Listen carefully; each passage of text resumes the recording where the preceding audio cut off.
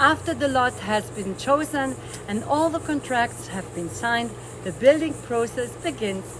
This is a very exciting and sometimes stressful time for new homeowners who will want to understand how it all works. My name is Sabina Kirchherr with Hamsher Realty, and in today's video I would like to break down this process.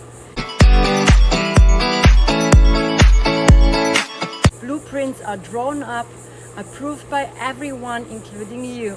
Then engineers visit your site and determine where to put septic, irrigation, water, foundations, stem walls, etc. Finally, permits are submitted and everyone waits for approvals before the construction begins. After all the permits are approved, the actual building begins, and below are the steps. Preparing the construction site and pouring the foundation. Existing trees will be removed, the lot will be scrapped, and fill dirt will be brought in to create a pad.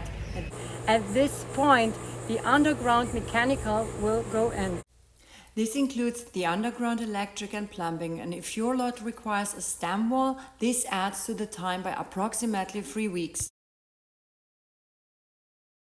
Today I'm here on the field with Benjamin Hamsher, who is scheduling and supervising every home with his father, Don Hamsher, together. About a 5-acre lot. So right now we brought in all of our fill dirt. So now I just got my block over there brought in, and we are going to be digging the footers so we can set the block on top to build up the house to the elevation that it needs to be. So this house right here has the footers poured. So the stem wall block, which is a standard 8x16 block, will go on top of the cement to build it up to the height, so the floor, when we pour it in, we'll be able to meet our grades on the outside. Once concrete is poured into the holes and trenches, it will need time to cure. At this time, there will be no activity on the construction site. After the concrete is cured, a waterproofing membrane is applied to the foundation walls, drains, sewer and water taps, and any plumbing that needs to go into the first floor slab are installed. The skeleton of the house is completed. This skeleton includes the floor systems, walls and roof system. After the shell is finished, siding and roofing can be installed. At the same time, the electrical and plumbing gets run through the interior walls, ceilings and floors. Sewer lines and vents, as well as water supply lines for each fixture, are installed.